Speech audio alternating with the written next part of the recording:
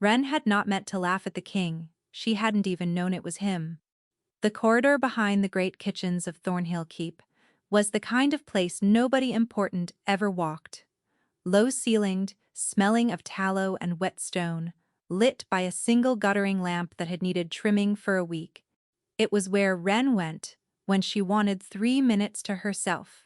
A heel of bread stolen from the morning bake, pressed into her apron pocket.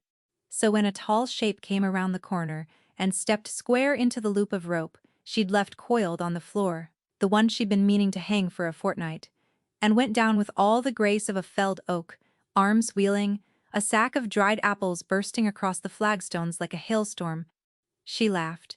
It came out of her before she could stop it, bright and helpless, and utterly undignified, echoing off the stone until it filled the whole passage. She had a distinctive laugh. Everyone in the scullery said, so low and warm and then cracking suddenly high at the end, like it had tripped over itself. It was the laugh her mother used to hush in temple. It was the laugh that got her in trouble. And then the man lifted his head, and the lamplight caught his face, and Wren stopped laughing. She knew that face.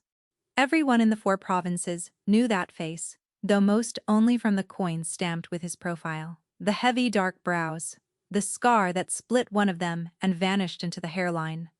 The eyes, pale, storm-colored, the gray of the sea, in the hour before it turns cruel. King Aldrich VIII of Thornhill, the silent wolf. The man who had refused 7 years of brides sent from every allied house in the realm, who had turned away princesses and warlords' daughters, and the sun priestess of Emerald herself, who, it was whispered, had not smiled once since the year his brother died. He was on the floor of the servants' corridor, tangled in her rope, surrounded by scattered apples, looking up at her. Wren's stomach dropped through the flagstones and kept going. She should kneel. She knew she should kneel. Some distant, sensible part of her was already screaming it. Down, girl, down, forehead to the stone, beg. But her knees had locked and her hands had flown to her mouth, and all she could manage was to stand there frozen. With the last of the laugh still dying in her throat, and her eyes going wide as saucers. She said. She could not find the word majesty. It had simply left her. The king said nothing. He was staring at her with an expression she couldn't read, something so strange and stretched and searching that it frightened her more than anger would have. His chest was rising and falling too fast. One of his hands had come up, half open, pressed flat against the center of his own ribs, as though something in there had struck him, as though the fall had cracked something loose that had been sealed a very long time. Down the corridor, a door banged, footsteps, a voice she half recognized. The king's shadow, the tall grim one who followed him everywhere, calling a name that wasn't hers. Wren did the second thing she could do. She left the bread, she left the rope, she left the apples rolling, and she picked up her skirts and fled down the passage and through the low arch and into the steam and clatter of the kitchens, her heart slamming so hard she thought it might crack a rib of her own. She did not look back. If she had, she might have seen the strangest thing of all, stranger than a king, on the floor, stranger than the look on his face. She might have seen him laugh. It was barely anything. A single rough breath, forced out of a chest that had forgotten how, ugly and startled and disbelieving. It hurt him. You could see it hurt him, the way the first breath hurts a swimmer surfacing after too long under. He pressed his hand harder against his ribs. And under his skin, in the hollow place where for 7 years there had been nothing at all, no warmth, no scent, no stir of the beast that was supposed to live there, something ancient and half asleep, opened one eye. Her. The word came from a part of him he'd thought long silent. He didn't understand it. He only knew that the wolf, which had not spoken since the night his brother died in his arms, had spoken now, one word, in the dark, at the sound of a stranger's laugh. The grim man reached him and stopped dead at the sight of his king on the floor. Aldrich. He never used the name in the halls. He used it now. What happened? Are you hurt? The king let himself be pulled to his feet. He looked down the empty corridor where the girl had gone. His face had already closed again, gone still and gray as a shut door. But his hand stayed pressed to his chest, and it did not come away. Find out who she is, he said. His voice had gone strange and rough. The girl who was just here. Do not frighten her. Do not tell her, I asked. My king, find out who she is. Kale. He turned, and for the first time in 7 years, there was something in the storm-gray eyes that had no name. And do not, he said quietly, let her leave the keep. That night, in a narrow cot above the scullery, Wren lay awake with the blanket, pulled to her chin, and stared at the rafters and tried to convince herself she had imagined it. She had laughed at the king. She had laughed at the king and run away. In the morning they would come for her. The guards, the irons, the long walk to whatever a scullery maid earned for mocking a wolf on the floor of his own house. She did not sleep. When the gray dawn came and someone knocked at the low door beneath her, soft and even and patient, she already knew, the way a hare knows, that it was for her. You're wanted, said the steward when she crept down. His face gave away nothing. Up in the west tower, by the king's own man, Wren's blood turned to river water. Am I to be punished? She whispered. The steward looked at her for a long moment, and something in his eyes she couldn't name. Pity, or maybe the opposite of it. I don't think, he said slowly, that anyone knows yet what you're to be. To understand how a scullery maid came to laugh in a king's face, you have to understand that Wren had spent her whole life learning to be unseen, and had failed at it exactly once. And that once was now. She had come to Thornhill Keep at 11, half-starved, after the fever year took the last of her family in the fishing village of Sallow Reach, down on the grey coast. There had been an aunt who was meant to keep her and hadn't wanted to. There had been a cart and a long road inland, and a woman at the keep gate who looked her over the way you'd look over a sack of turnips, and decided she'd do for the sculleries. That was 7 years ago. Wren had been 11 and the king had just stopped smiling, though of course she hadn't known that then. She hadn't known anything then except that the kitchens were warm and the work was endless, and if you kept your head down and your hands busy, nobody troubled you. She had gotten very good at keeping her head down. She was good with her hands too, better than a scullery maid needed to be. She could gut and bone a fish blind. She could mend a copper pot. She had a way of knowing when the bread was proofed, just by the smell of the air over the trough. The undercook, a vast kind mountain of a woman named Hesta, had noticed and moved her up from pot scrubbing to real work. And that had been the whole of Wren's ambition. To be useful enough to keep and quiet enough to forget. To take up no room. To cost no one anything. The laugh was the one thing she'd never managed to bury. It came out at the worst times. At funerals. At the exact wrong moment in temple. Not because she found those things funny, but because something in her broke loose when the world got too heavy and had to let out a sound. Hesta called it her curse and her blessing both. That laugh of yours'll get you married or thrown out, she used to say, and I couldn't tell you which. Now, climbing the West Tower stairs behind a guard who wouldn't speak to her, Wren thought Hesta might have had the right of it after all, and the wrong half was winning. The room at the top was not what she expected, not a cell. A study, round, high-windowed, walls lined with maps and ledgers, a fire already lit against the coastal damp. And, waiting by the fire, tall and lean and grim as a gallows post, stood the man from the corridor, the king's shadow. Up close, he was younger than she'd thought, though his eyes were old. He had the still, coiled way of a man who'd learned long ago never to waste a movement. When he looked at her, she felt weighed to the ounce. Wren, he said. Not a question. Of the sculleries. Late of Sallow Reach. Yes, my lord. Her voice came out steadier than she felt. I'm sorry, my lord. I didn't know it was him. The king. I'd never have. I only left the rope out to hang it. I swear it. I never meant. I'm not here about the rope. He gestured to a chair. She didn't take it. He didn't seem to mind.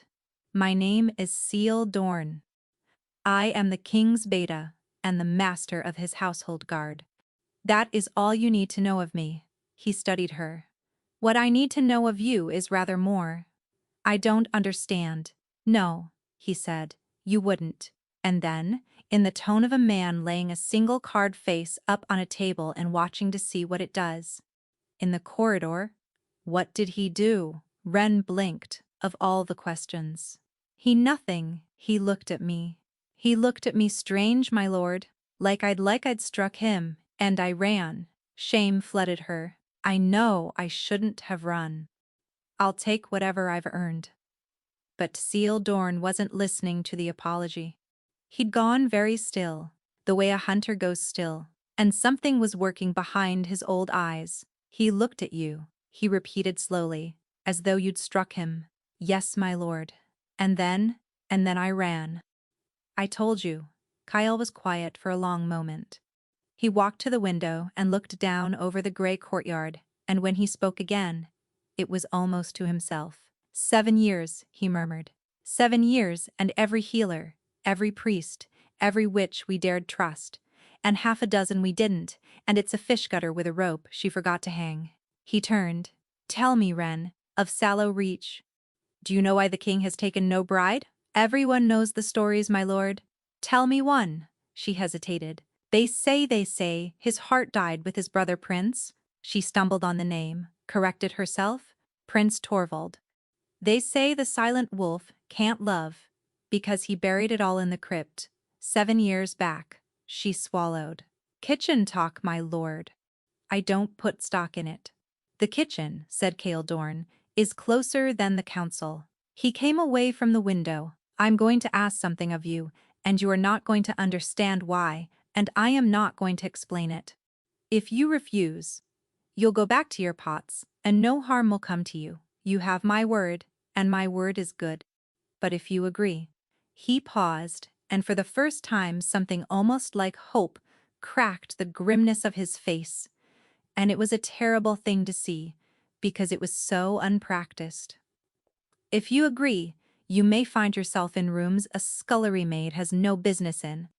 And you must tell no one. Not your undercook, not the girl in the next cot. No one. Wren's mouth had gone dry. Agree to what, my lord? To laugh, said Cale Dorn, in front of the king, once more.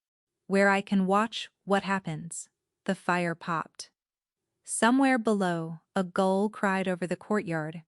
Wren stared at the grimmest man she had ever met and understood, with a slow, cold prickle down her spine, that whatever was happening here, it was far larger and far stranger than a forgotten rope, and that she had already, without meaning to, stepped into the middle of it. Not on command. It doesn't come like that. Something flickered across Cale Dorn's face, and to her astonishment she realized it was fear. For all our sakes, he said quietly, you had best hope that it does.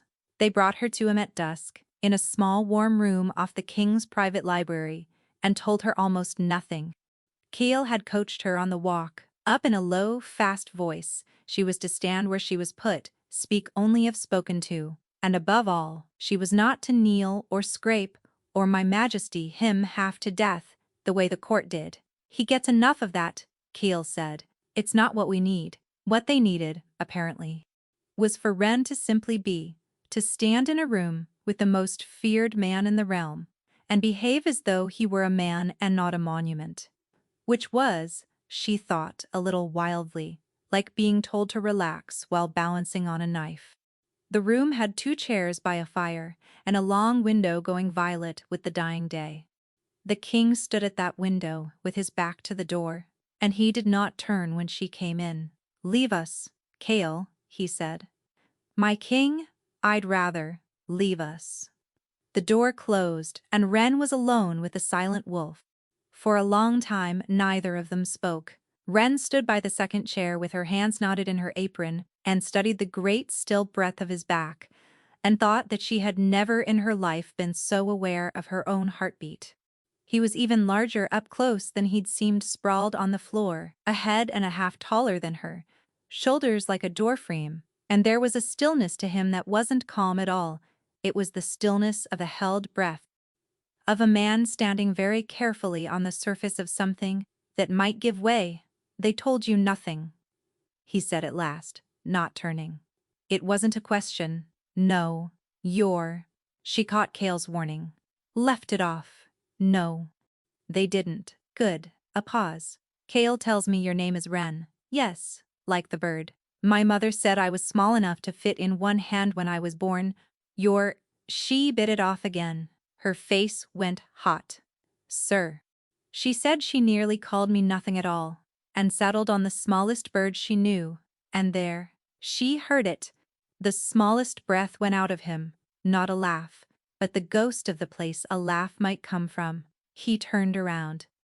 In the firelight, his face was not the coin's face. It was tired, in a way coins never showed, carved hollow under the eyes, gray threading the dark hair at his temples, though he could not have been much past 30.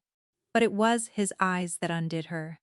They were fixed on her with a naked, disbelieving hunger that had nothing to do with wanting a woman, and everything to do with a starving man looking at bread through a window as if she were something he'd given up on, and here she was anyway.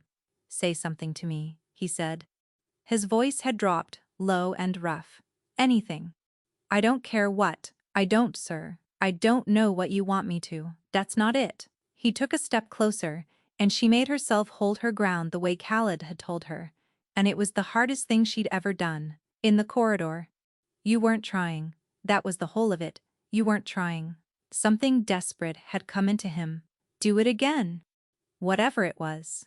But Wren, staring up at a king begging her to laugh, felt the laugh curl up somewhere deep in her chest and go still with sheer terror. Nothing was funny. Everything was terrifying.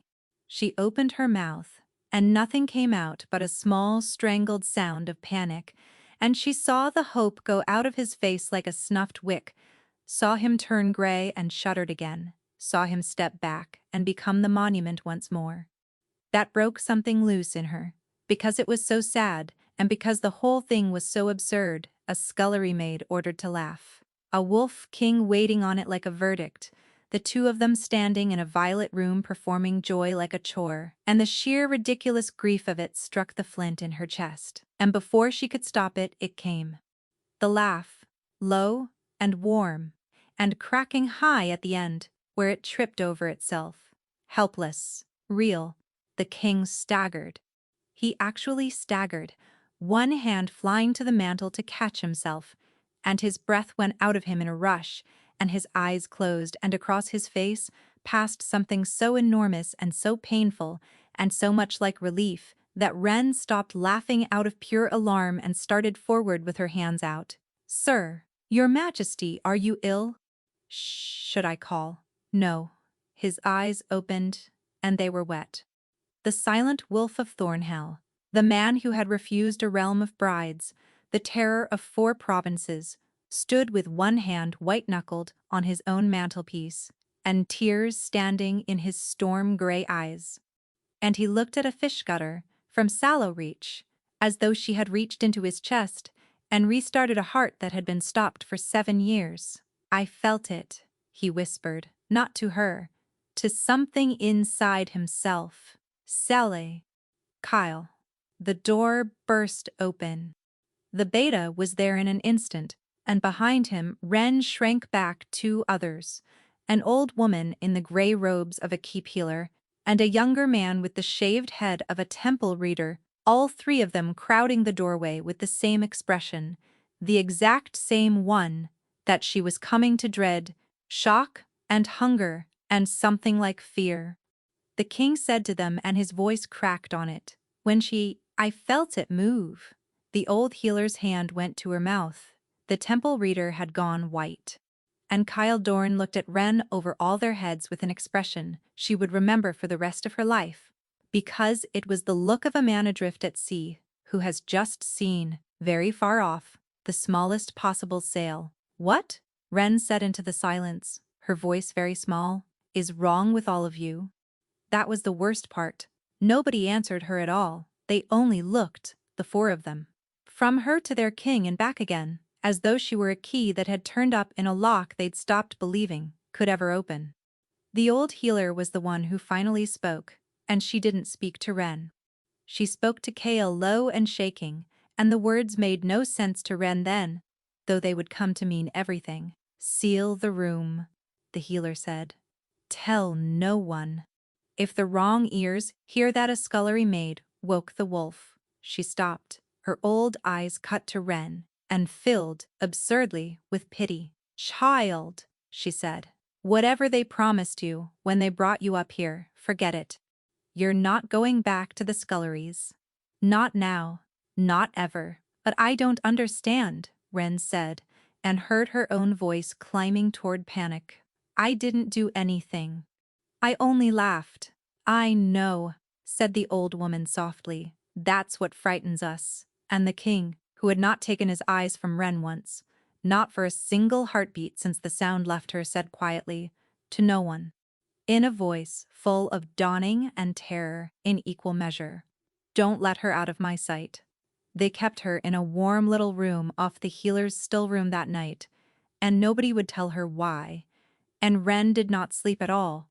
In the morning, the old healer came for her.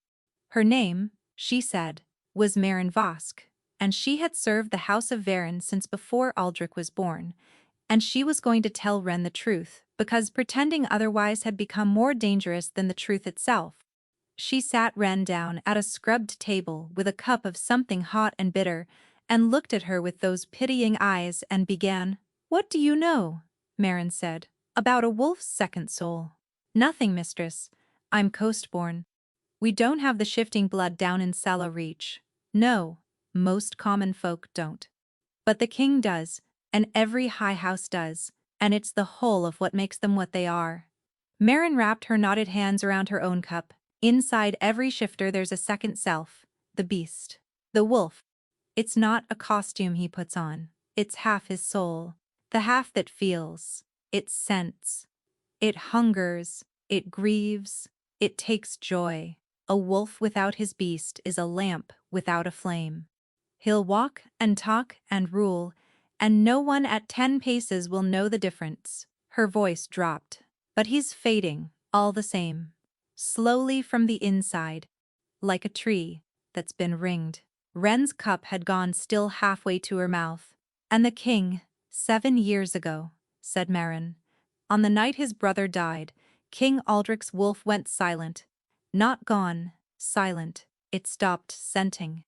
It stopped speaking. It stopped feeling anything at all. He hasn't smelled the sea, or tasted his wine, or felt the warmth of a fire on his skin in 7 years. Child, he hasn't wept.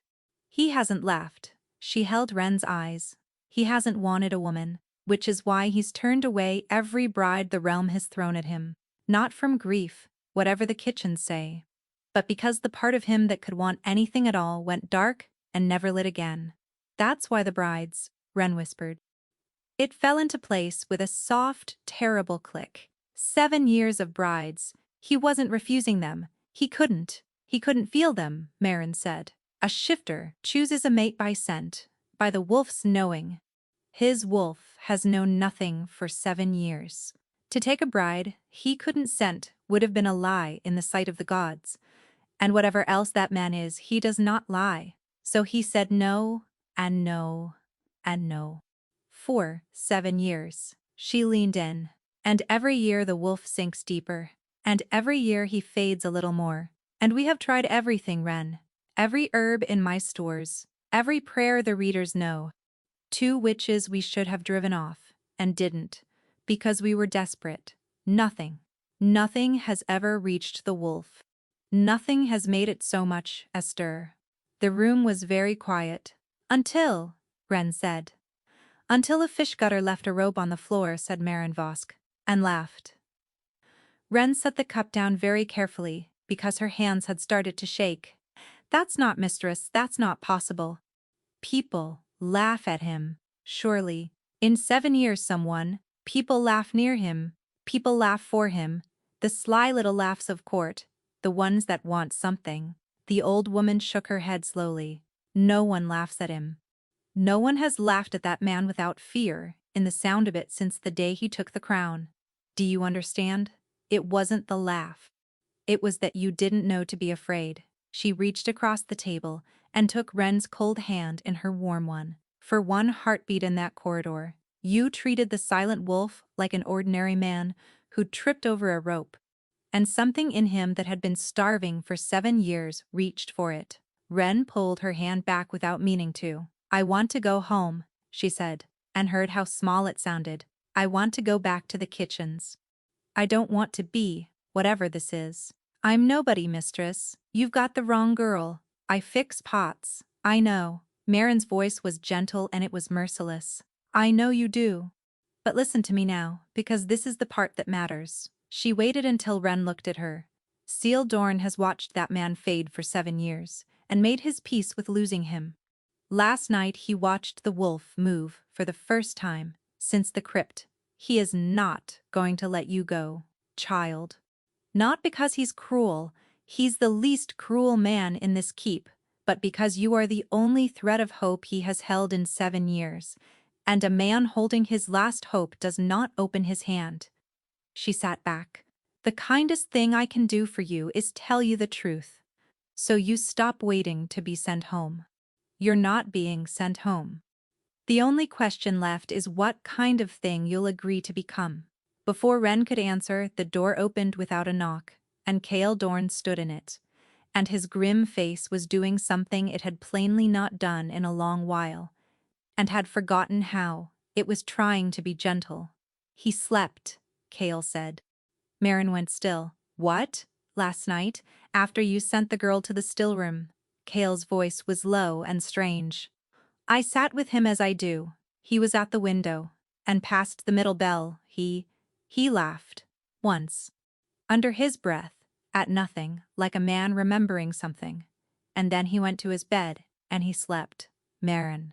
Through the night. No pacing. No standing at the glass till dawn. He looked at Ren. And there was that terrible unpracticed hope again. He hasn't slept a whole night through in 7 years. Not once. And she was 2 doors down. The old healer rose slowly to her feet, one hand on the table as though the floor had tilted. 2 doors down, she repeated. Not even in the room. Not even in the room.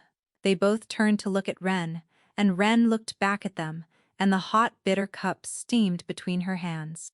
And outside a gull cried over the gray courtyard, and she understood with a sick lurch that whatever door had opened last night, it was not one she was going to be allowed to walk back out of.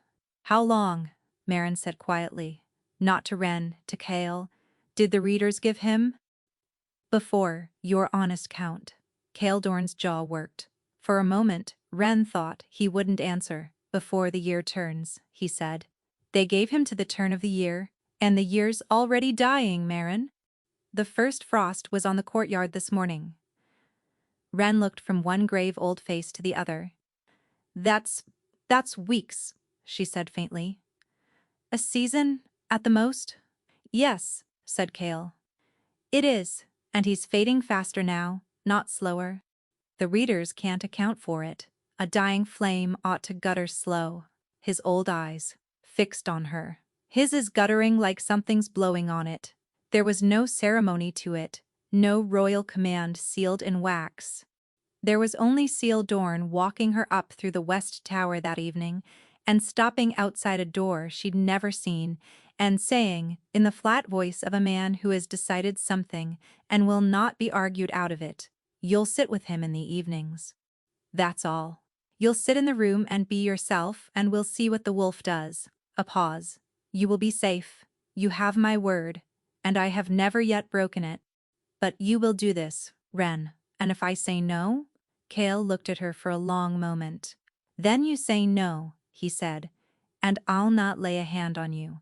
And I'll go back in there and watch him fade by the turn of the year, knowing there was a thread I didn't pull because the girl who held it was afraid. And I'll not blame you for it." He opened the door. That's the whole of the threat, if you were waiting for one.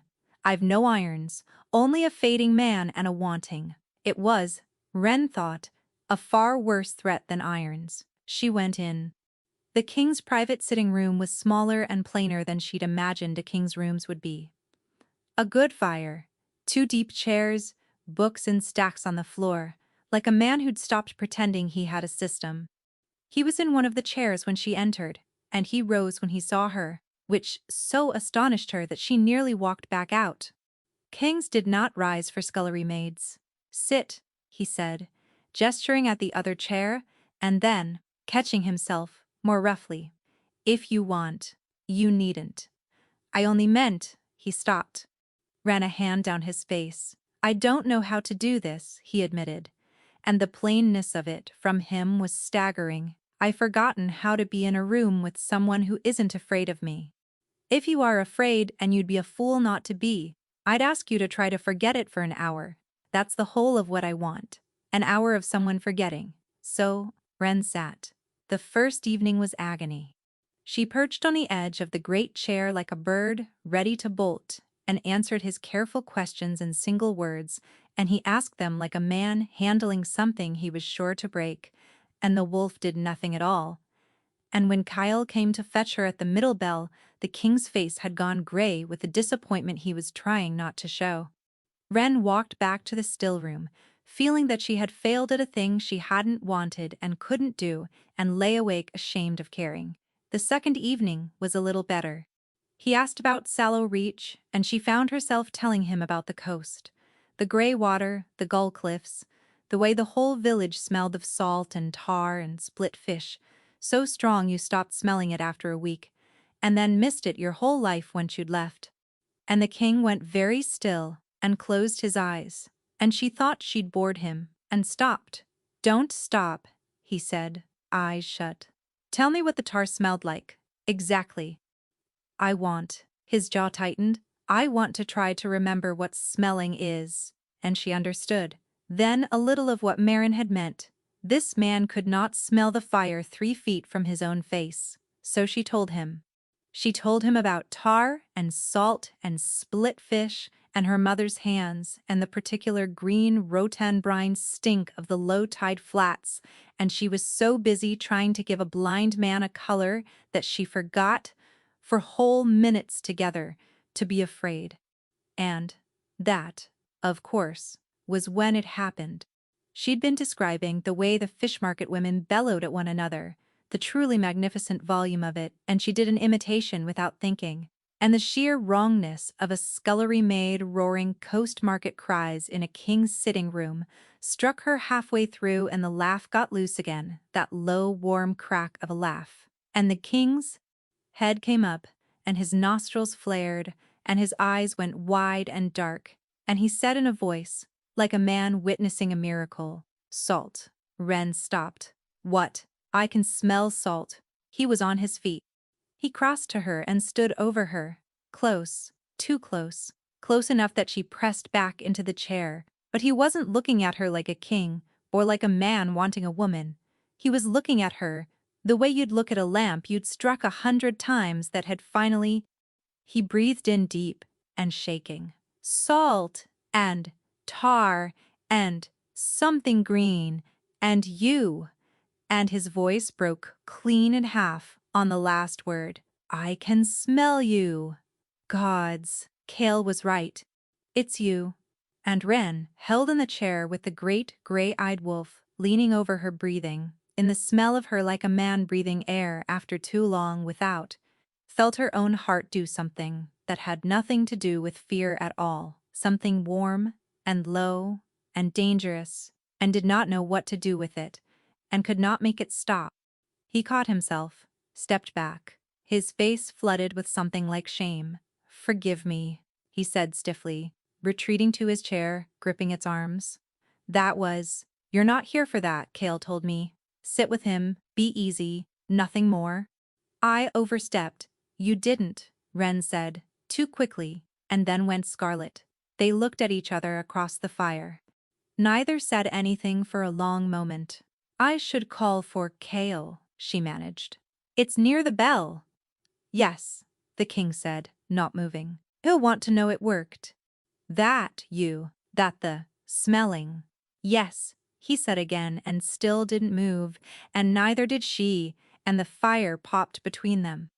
That night, back in her narrow bed in the still room, Wren dreamed for the first time of a place that was not a place. Gray light, cold stone underfoot.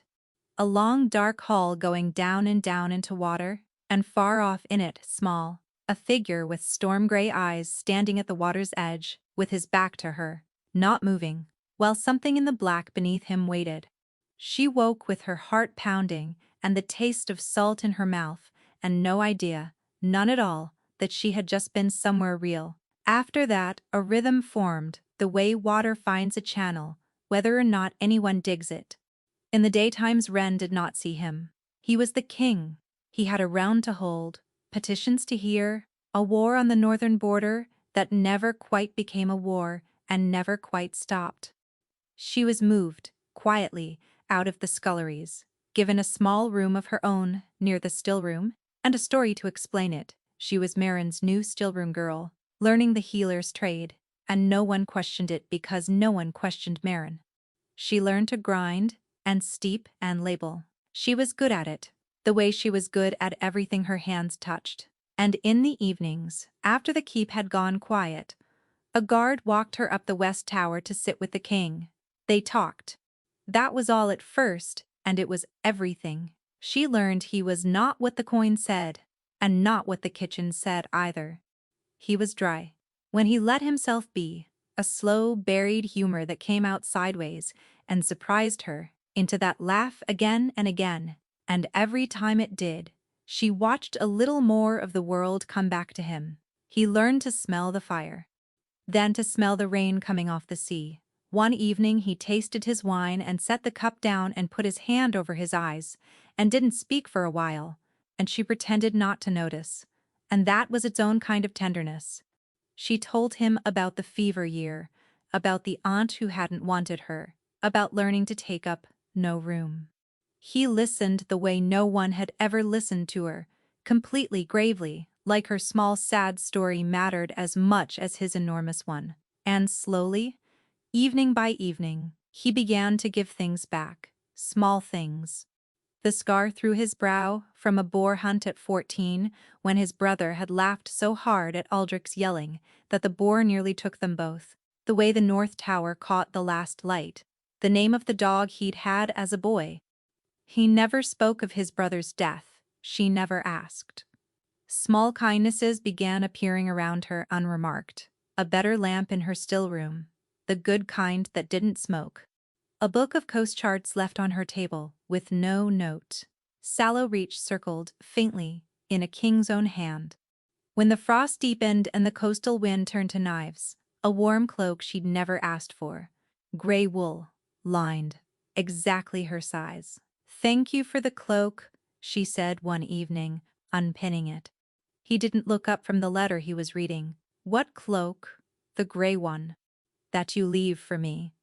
The tips of his ears went red, and he turned a page he plainly wasn't reading, and Wren bit down on a smile and felt something in her chest turn over and lie down. She should have been wary of that feeling. She was a scullery maid, a still-room girl now, but the same thing. And he was the king of Thornhell, and whatever was between them was a medicine, not a wanting. Marin had been careful to say so. "You're a cure to him, child. Don't mistake a cure for a courtship. When the wolf's well, the cure's set down." Wren had nodded and meant it, and then sat with him each night, and felt the meaning leak away a little more, because it wasn't only him being healed. That was the thing no one had warned her of. Somewhere in those quiet firelit hours, she had stopped bracing to be sent home. She woke, wanting the evening to come. When a day passed that she didn't see him, a council that ran late, a ride to the border, she felt it like a stone in her chest, a low gray ache she had no name for and couldn't reason away. She told herself it was worry for the patient.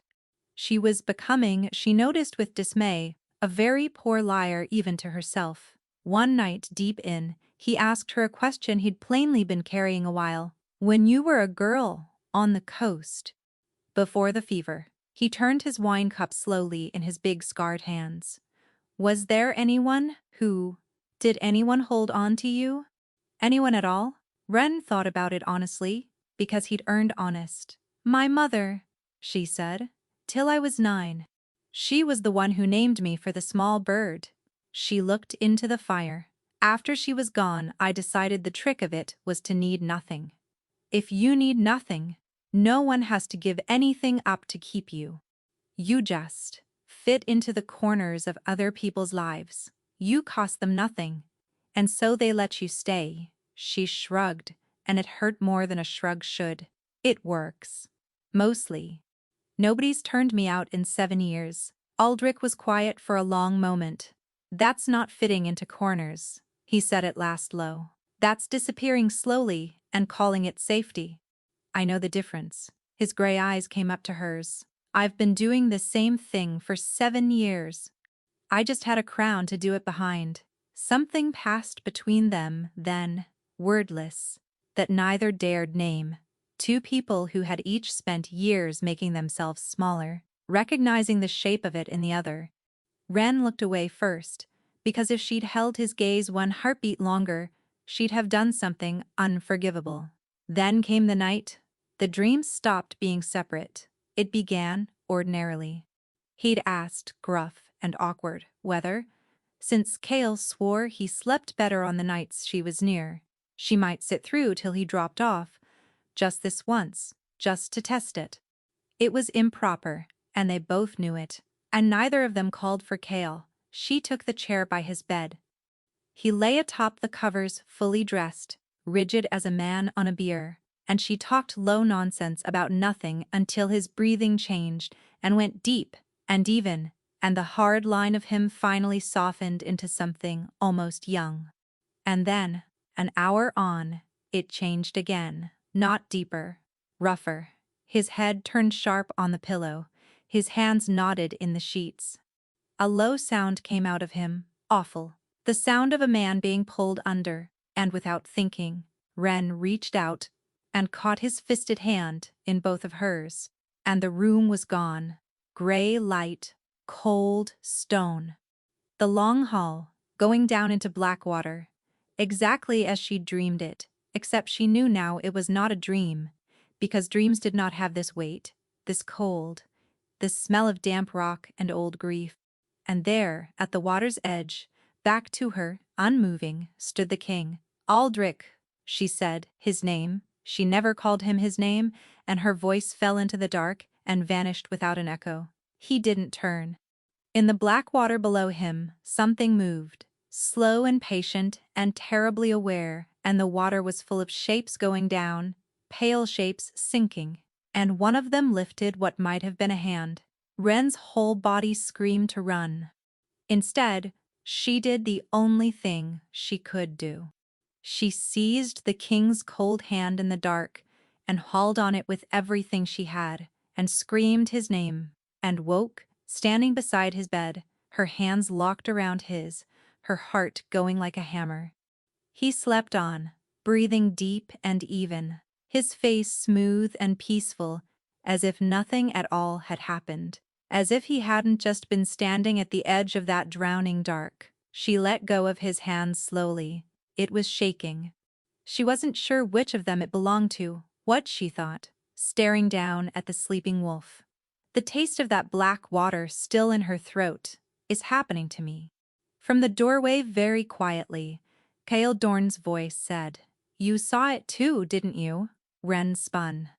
He was standing in the dark of the doorway, and his grim face had gone the color of ash, and his eyes were fixed on their two hands where hers had just left his. "You went somewhere," Cale said, low, so as not to wake the king. "Just now.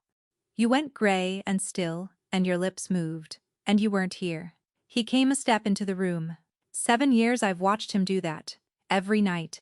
Stand at that glass and go somewhere in his sleep that we can't follow and can't wake him from easy. His voice dropped further, to something between hope and dread. No one's ever followed him there. No healer, no witch. No one. He looked at her. "Where did you go, Ren?" Where does he go? And Wren, with the cold of that place still in her bones and no earthly idea how to explain it, whispered the only true thing she had. Somewhere he's caught, and I don't think he believes he's allowed to leave. Wren woke the next morning in the king's arms. She did not remember how it had happened. She remembered pulling him back from the edge of that place, and letting go of his hand and standing shaking beside his bed, while Kyle watched from the door.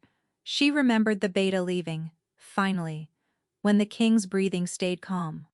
She remembered sinking into the bedside chair, meaning only to rest her eyes a moment. And now it was gray dawn, and she was not in the chair.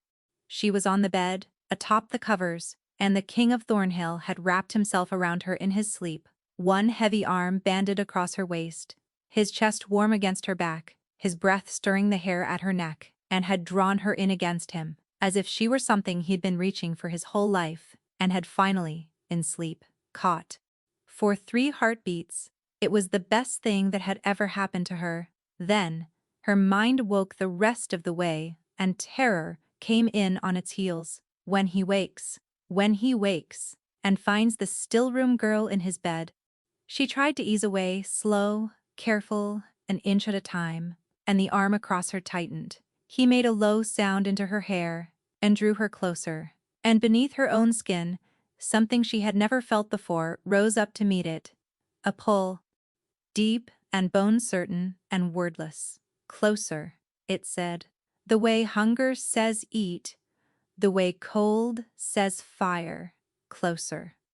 Not enough. Never enough. Her own wolf, the quiet nothing she'd carried her whole coast-born life and never once heard from, turned over in her chest and pressed toward him. She went rigid with the shock of it and felt him wake. She felt it happen against her back, the catch in his breath, the sudden stillness of a man realizing where his arms are. For a long frozen moment, neither of them moved or breathed. Wren squeezed her eyes shut and waited to be pushed away, and shamed. Instead, the arm around her drew her in, all the way in, until there was no space left between them, and he pressed his face into the curve of her neck and breathed her in.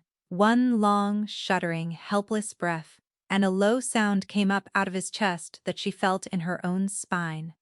Then he was gone. He pulled away so fast, the bed rocked and she nearly rolled into the space he'd left. She heard him cross the room, heard the door to his dressing chamber shut. And Wren lay alone in the tangle of a king's bedclothes, with her heart slamming, and her whole body ringing like a struck bell. And understood, finally, what she had been refusing to understand for weeks. Every shifter knew the old word for it, even coast-born ones. The pull, the scenting, the wolf's certainty that reached past rank and reason and said, this one, mine. A mate bond, half-formed and pulling. The warmth, when they were near, the gray ache when they were apart, the way his wolf had woken to her and hers, silent all her life, had woken to him. But mate bonds were for people who mattered. For high houses and bloodlines and names that meant something. Not for a fish gutter dropped at a keep gate like a sack of turnips. Not for the smallest bird her mother knew. It could not be that. She would not let it be that. She was still lying there, telling herself so, when the dressing-room door opened and he came out, dressed, composed, gray as the shut door he'd taught himself to be. That will not happen again, he said. His voice was flat and careful, and it was worse than shouting. You have my apology. You'll not be asked to stay the night again. I'll have Seal arrange it otherwise. It was an imposition, and I'm ashamed of it. Wren sat up, clutching the coverlet, and something reckless and hurt rose in her. You're not ashamed, she heard herself say. You're afraid. His head turned sharply. I felt it too, she said, before she could lose the nerve. Just now. I'm not. I know I'm nobody. I know what I am, but I'm not so foolish. I don't know what that was. Her voice shook. You felt it. Your wolf felt it. Don't stand there and tell me it was an imposition, like I spilled soup on your stop. It came out of him hard, and she flinched, and he saw her flinch, and closed his eyes. When he spoke again, it was quieter and far worse. You don't understand what you're asking for. You think this is the good part of the story. The wolf wakes, the king feels, the bird gets caught. He opened his eyes and they were wretched. It isn't. What you followed me into last night, the water, the dark, that's where I go. Every night for 7 years. And I have watched every healer and witch we own try to follow me there and fail.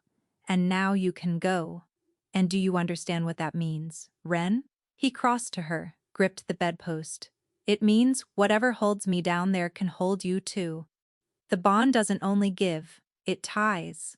If it finishes forming and I'm lost for good, you're lost with me. The room went very still. Then don't let go of my hand, Ren said. He stared at her as if she'd struck him. And for one wild moment, she thought he might cross the last of the distance. She saw it in him, the wanting, naked and enormous. And then he stepped back, and the door in his face shut, and he said roughly, "Kyle will see you back," and left her alone in his bed, with the taste of black water and the shape of his arms still on her. Aching for a thing she'd sworn 100 times she would never let herself want. He sent her away that afternoon. Not from the keep, he wasn't so cruel, or so foolish as that. But the evening stopped. The guard did not come to walk her up the west tower. The gray cloak was not there. When she passed the training yard and saw him at a distance, tall and unmistakable, drilling with the guard as he never used to, he did not once turn his head, though she stood in plain sight long enough that he must have known she was there. Kyle found her in the still room 2 days on, grinding valerian. She didn't need to grind, and told her what she'd already guessed. "He's forbidden it," the beta said, and he looked as though the words tasted foul. "You're to be kept apart from him. For your safety," he says. "He's ordered me to find another way, or find none, but not to bring you near him again. And you obey. He's my king." A muscle worked in Keel's jaw. "And he's my friend, and he's ordered me to protect the one person who might save him by making him face this alone. So no, I don't obey easy." He set something on the table. "The coast charts? The ones with Sallow Reach circled. He told me to burn these. I forgot to." And he left before she could answer. The days after that were the worst Ren had known since the fever year. At first she told herself it was for the best. He was right. It was dangerous. She was a stillroom girl playing at things far above her, and a wise girl would take the mercy of the parting and be glad. She lasted perhaps a day and a half on that. Then the sickness came. It came the way Marin had warned. It might. If a bond half-formed was starved instead of finished. First, the restlessness. She couldn't sit, couldn't sleep, couldn't hold a thought. Then the ache, low and constant. A stone lodged behind her ribs that no position eased. Her wolf, that quiet lifelong nothing, woke fully now, and would not settle. It paced under her skin and turned her food to ash and made every hour he was absent stretch like a rack. By the 4th day the headaches came, and she worked with the shutters drawn against a light that felt like knives. By the 6th, she could barely keep her feet. Marin watched it happen, with a grim knowing that frightened Ren more than the symptoms. "It's the bond," Ren said, on the 6th night, because there was no more use pretending. "Isn't it? Being apart from him? Yes. Then it's the same for him," her cracked lips. "If it hurts me this way, it's hurting him worse. His is further along. His wolf's been reaching for years." "Yes," said Marin Vosk, and her old eyes were wet. "Kale says he's stopped sleeping again entirely. Says he's back at the glass every night. Says he's fading faster than before. Now the wolf's woken and been starved. A woken hunger's crueler than a sleeping one." She took Ren's burning hand. "And the frost is hardening, child. The year is nearly turned. The readers gave him to the turn, and the turn is almost here, and now he's spending himself twice as fast to keep away from you. He's wearing himself to nothing to keep you safe, and wearing you to nothing to do it. Though he'd cut off his own arm before he believed that. That's the terrible arithmetic of a stubborn man." He'd rather you both fade apart than risk you being lost together. Ren pushed up onto her elbow, and the room swam, and she pushed through it. Then I have to go to him. He's forbidden. I don't care what he's forbidden. Something had burned clean through the fear, and what was left underneath it was iron. I spent my whole life making myself small, so no one would have to spend anything to keep me, taking up no room, costing nothing. She got her feet under her, shaking. I'm done being small. He doesn't get to decide alone that we both fade away politely. Not with me. Get me to him, Marin, or so help me I'll crawl up that tower on my hands. For a long moment the old healer looked at her. And then, slowly, something eased in her grim face that might almost have been pride. You'll not crawl? Marin said, rising.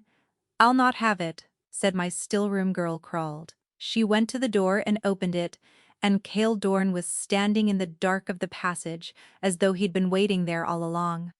"Pa, the council thinks he's a bed," the beta said quietly. "The guard on his door is mine. If you mean to do this," his eyes went to Ren, swaying on her feet, "do it now, and do it knowing I'll answer for it, and I don't care." Ren straightened as best she could. "Take me up," she said. The climb nearly finished her. Kyle went slow, one hand ready at her elbow, though he never quite touched her, and twice she had to stop and put her burning forehead against the cold stone of the tower wall until the stairs stopped tilting. By the time they reached the top, her legs were water, and her heart was going wrong in her chest, too fast and then too slow, and she understood in a distant clear way that she did not have many days left of this. Neither of them did. The year was nearly turned. She could feel it in the killing cold of the stone under her hands. Seal sent the door guard off with a look. He put his hand on the latch and paused. "He'll be angry," he said. "He may roar. He's good at roaring. It's how he keeps the world back. Don't let it fool you." His grim mouth did something that wasn't quite a smile. A man doesn't wear himself to a shadow, keeping someone safe over nothing. He opened the door and stepped back, and it was hers to walk through. The king's chamber was dark, but for the dead red coals of a fire no one had tended. And he was at the window. Of course he was, a black shape against the last gray of the night. But he was not standing tall the way the coin showed. He was braced against the frame with both hands, like a man holding himself upright by will alone, and even in the dark she could see what this parting had done to him. The breath of him had gone gaunt. His head hung. He looked, she thought, with a lurch, like the figure at the water's edge, made flesh. He knew her the instant she crossed the threshold. His whole body went still. No, he didn't turn. His voice was a ruin. "Seal." "Cale, I told you." "He didn't bring me," Ren said. "I came." He turned then. And whatever he'd meant to say died when he saw her swaying in the doorway, gray-faced, thin, holding the frame the same way he held his. She watched him understand it, watched the horror break over him. "What's happened to you?" he breathed. "You're gods. You're sick." "You're sick? What? It's the same thing that's happened to you?" She made herself let go of the door and stand on her own, though it cost her. "It's the bond, Aldrich. Starved. You sent me away to keep me safe and it's making me ill anyway. Do you see? There was never a safe road. There was only together or apart, and apart is unmaking us both, only slower and lonelier." Her voice cracked. "You didn't save me. You just made sure we'd fade in different rooms." He crossed the floor to her in 3 strides, and stopped just short, his hands coming up and hovering, not daring to land, exactly as they had that first night by the stillroom fire. Up close, he was worse. Up close, she could see his hands shaking, see the fever glaze on him that matched her own. "I felt you fading," he said hoarsely. "Every day. I told myself it was the parting, that it would pass, that you'd steady once the wolf gave you up." His jaw worked. "It wasn't passing. It was you. I was feeling you slip away, and I told myself it wasn't real. Because if it was real, then I..." He stopped. "Then you'd have to choose," Ren finished for him, gently. Between the danger of the bond and the certainty of this. Yes. Choose then. She reached up, it took all she had, and laid her palm against his gaunt cheek. And he shuddered and pressed into it, and his eyes fell shut like a man laying down a weight he'd carried too far. But choose it with me, not for me. Up in this tower alone, deciding how I'm allowed to suffer. I've had a whole life of other people deciding what I'm worth spending. I won't have it from you, too. Her thumb moved over the scar through his brow. I know what I am. I know I'm nobody. But I'm not nothing, and I'm not yours to spend. You are not nobody. It tore out of him. His hand came up and closed over hers where it lay against his face, holding it there as if she might take it away. Do you know what I've done for 7 years? Refused every daughter of every house, because my wolf was dead, and I would not lie before the gods. His eyes opened, and they were wet, and terrible, and alive.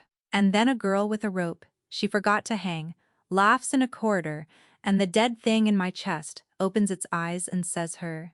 Not a princess, not a treaty, her.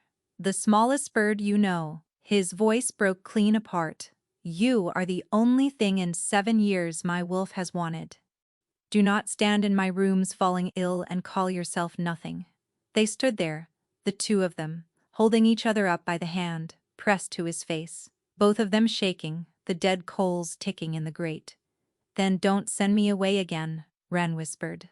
No, he said. No. I'm done.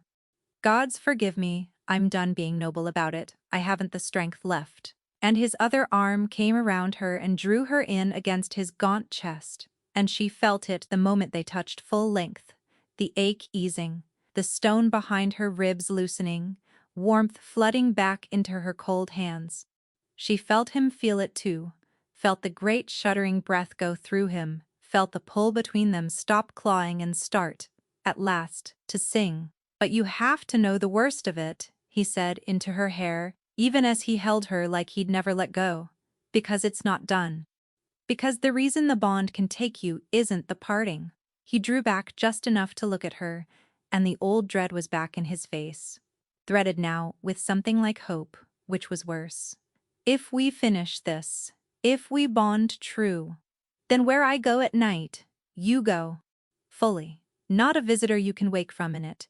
And I have never once come back out of that place on my own, Wren. Not in 7 years.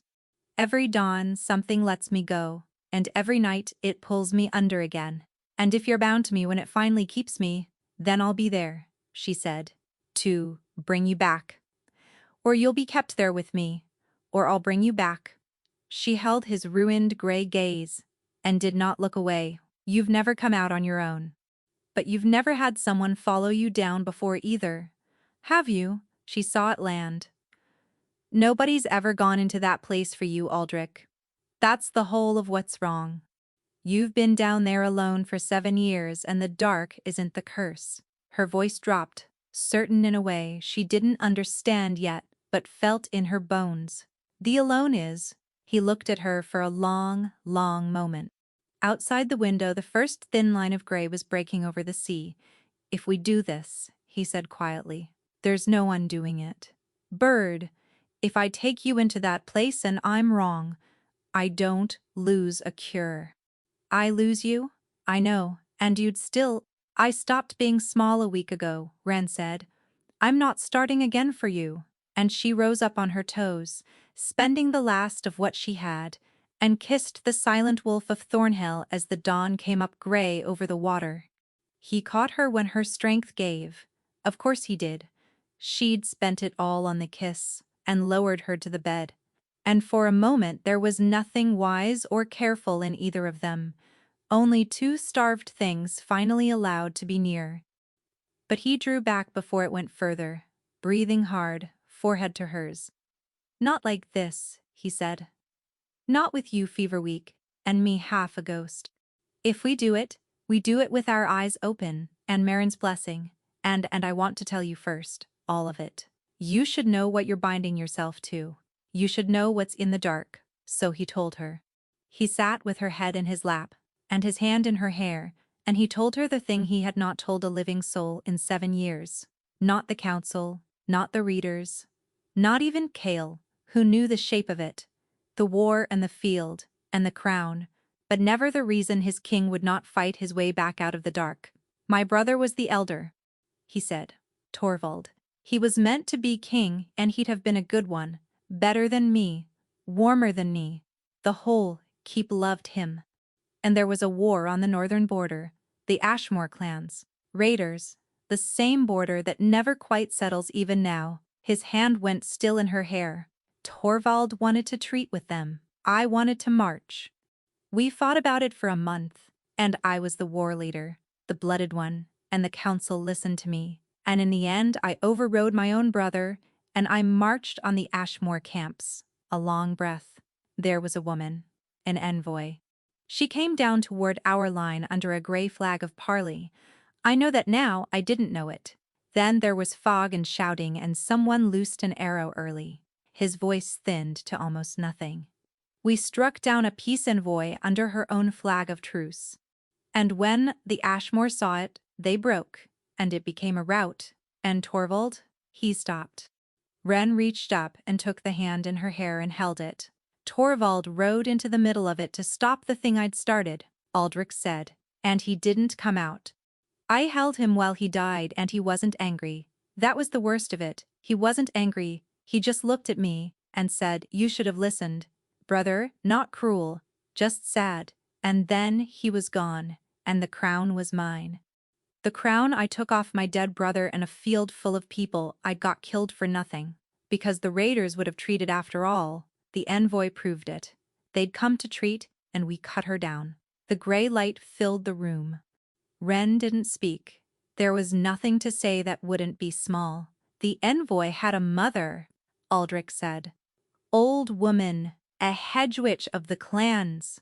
She came to the field before we drove them off, and she found her daughter under the gray flag, and she looked at me over the body, and she didn't scream. She just said, his throat worked, every night, "The lost will keep you. You'll not sleep, you'll not scent, you'll not love, you'll take no joy and give none, until you've paid what you owe, and you can never pay it. So you'll pay it forever." He looked down at Wren, and that night my wolf went silent, and I went to that place, and I've gone every night since. Wren pushed herself up, slow, dizzy, until she could see his face. Marin said, she began carefully, that the witch curses she knows of aren't that strong. That most break on their own. That yours going 7 years, and getting worse, is strange. Yes, she said the same to me. Because it isn't only her curse, Wren said slowly, the understanding arriving as she spoke it. Is it? A hedge witch's word laid the road. But it's you that keeps walking it. She watched his face and knew she was right. You go into that place every night, and you never fight your way out. You never even try. Kyle said, "Nobody's ever been able to wake you easy, but it's not that you can't leave, Aldrich. It's that some part of you thinks you shouldn't. You think you owe it." He didn't answer. But his hand tightened on hers, hard, and his eyes filled. "That's why the readers can't break it, and the witches can't break it," Wren whispered. "Because it's not really their spell holding you there. It's your own. She gave you a debt, and you've been paying it 7 years, by choice, because you think Torvald was right, and the envoy's blood is yours, and you don't believe you're allowed to come home." Her own eyes spilled over. "You've been keeping yourself there." "Yes," said King Aldrich of Thornhill, and it came out of him like something torn. The truth he'd carried alone into the dark every night for 7 years. "God's help me. Yes, I know how to leave. I've always known. I just..." His voice failed. "I didn't think I was allowed." And that was the moment the fever took her. It came all at once. The way Marin had feared it might once the bond woke fully and pulled without release. Her vision widened, then grayed, then went. She heard him call her name, sharp and cracked and utterly undone. Wren. Wren felt his arms lock around her as she sagged, felt herself pouring away like water through a hand. But she did not fall into the dark of unknowing. She fell into the fog. Gray light, cold stone. The long hall, going down into black water, and this time she did not stand at its edge. This time she was in it, standing in the shallows with the cold gnawing up her legs, and the fog was alive around her, pressing at her skin like hands, and it smelled of ash and old grief, and the moment before all hope goes out. She knew where she was, she knew now what it was. Not a nightmare, a cage. Built one grief at a time, 7 years deep, and she was inside it with him at last, and she understood, with a cold that had nothing to do with the water, that the fever had done the thing they'd meant to do, with eyes open, and Marin's blessing, it had drawn her all the way in. There was no waking chair to sink back into, now no hand on the outside to pull. Wherever he went, she had gone. The bond had finished forming the only way it could, not in a bed but here, in the deep, both of them within it at once. She found him out in the deep water, on his knees, the black closing over his shoulders, and he was not fighting it. That was the worst of it, worse than the cold, worse than the shape she could feel moving under the surface. He knelt in the black water with his head bowed, and let it rise around him, and his face was not afraid. It was agreeing. Aldrich, she threw herself out into the deep, and the cold was a fist, and the shapes rose around her, pale, lost things, soldiers in torn colors, clansfolk with wounds that would never close, all of them, turning their ruined faces toward her, but she did not stop. She reached him, and got her arms around him and pulled, and he was stone. He was an anchor. He would not rise. "You have to come back," she gasped. "You have to fight it. I can't do it alone. You have to want to. I can't." His voice was already faint and far. "This is what I owe them. Let me pay it. Let me stay, Ren, before it takes you to." And one of the lost came close. A woman, small, a gray cloth still clutched in her still hands, a wound in her chest that would never close. And she opened her mouth, and what came out was gentle and patient and almost kind, which made it monstrous. "You should have seen me. A better man would have. This blood is on your hands." Aldrich's head bowed lower. The water climbed. And Ren, freezing, sinking, fever-weak even here, understood the last of it in a single cold flash, because she knew that voice, not the envoy's. She'd never heard the envoy's. She knew it because she'd heard it her whole life, in her own head, in the small hours. "That's not her," she said. Aldrich's eyes flickered.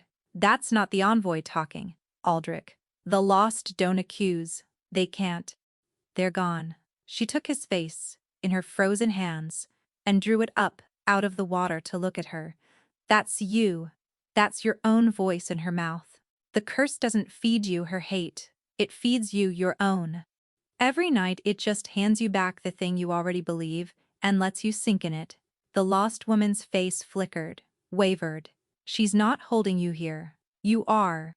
You've always been the one holding you here." "I got her killed," he said, the water streaming from him. "I got him killed. Torvald, you made a terrible choice in a war, and people died, and one of them was your brother, and it will hurt you every day of your life."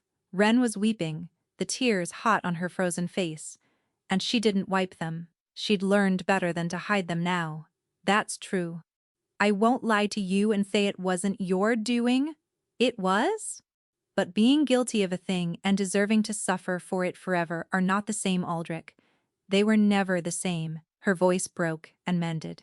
"My mother and father died and left me, and for years I thought if I'd been better they'd have kept me. That I earned it. That I deserved so little because I was so little." She pressed her forehead to his. "It wasn't true for me, and it isn't true for you. You're allowed to have done a terrible thing and be allowed to come home, both, at once. That's Aldrich. That's the whole of what being alive is." The water had stopped rising. "They can rest," she whispered, and she turned in the black to face all of them, the lost, the ruined, the pale reaching dead. "You can rest. He's carried you 7 years. He's sorry he'll be sorry till he dies. But he's allowed to put you down, and you're allowed to go." She looked back at him. Let her go, Aldrich. Not because it didn't matter. Because it did, and you can carry it, without letting it end you. Let her rest. Let yourself come home. For a long, terrible moment, nothing happened. Then Aldrich of Thornhill lifted his head and looked at the small lost woman with the gray cloth in her hands, and said, in his own voice, not the water's, I'm sorry I didn't see you. I'm sorry for Torvald, and for your daughter, and for all of it. His arms came up and closed around Wren, and for the first time he was not an anchor dragging down, but a man holding on. But I'm not going to stay here for it anymore. I have someone to come home to. The lost woman looked at him, and her ruined face impossibly softened. She closed her eyes, and she was gone, dissolving into the fog like breath on cold air, and the others with her, one by one, the soldiers and the clansfolk, and all the pale reaching dead, turning away, letting go, going. The black water fell away from around them like a tide going out. And Aldrich got his feet under him in the draining dark, and stood and lifted Wren up out of the last of the water into his arms, and came back, for the first time in 7 years, on his own, because he chose to, into gray light that was turning, at its edges, gold. Wren woke in his bed with the morning sun full on her face. True sun, the first she'd felt on her skin in days that hadn't been knives, and her fever gone, and the ache behind her ribs replaced, at last, by something warm and golden and singing and whole. Aldrich was bent over her, both his hands framing her face, and his storm-gray eyes were wet, and his gaunt face was breaking into something she had never once seen on the coin or in the corridor, or anywhere in all these weeks. He was smiling. You came into that place for me, he said, wondering, hoarse. Nobody's ever... He stopped, pressed his brow to hers. You came down and you brought me home. I told you, Wren whispered, spent and grinning like a fool. The dark was never the curse.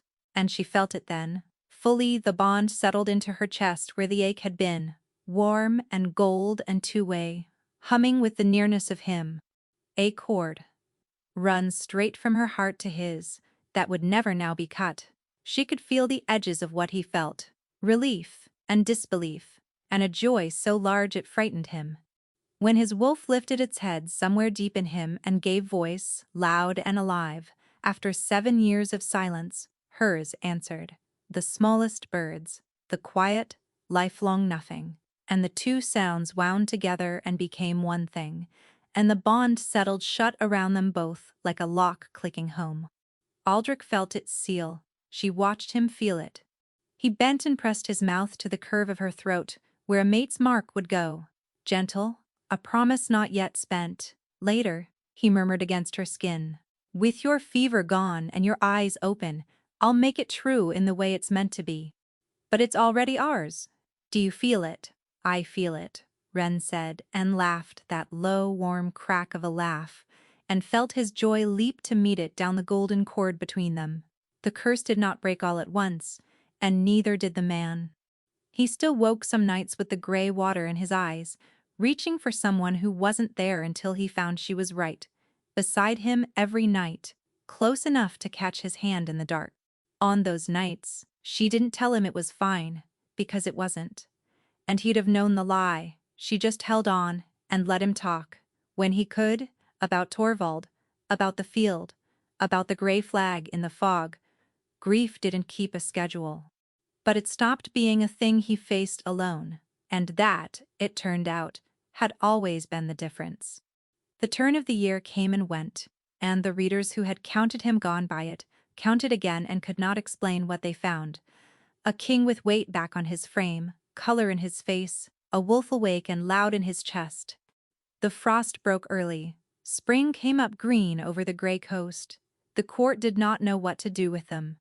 A scullery maid, a still-room girl, the kinder ones amended as if it helped, set beside the silent wolf, as his true bonded mate was not what 7 years of spurned high houses had imagined the end of the story to be. There were whispers. There were long cold looks when the bond was announced, and longer ones on the day Wren stood before the whole assembled court, in borrowed finery, small as her name, and let a king promise himself to her before the gods, the old mate mark healed silver at her throat, where he'd made the bond true. But Aldrich's hand was steady in hers the whole while, and when it was done, he bent to her ear, in front of all of them, and murmured, "They'll grow used to it. And if they don't, they may take it up with their king, who is unreasonably, incurably fond of his bird."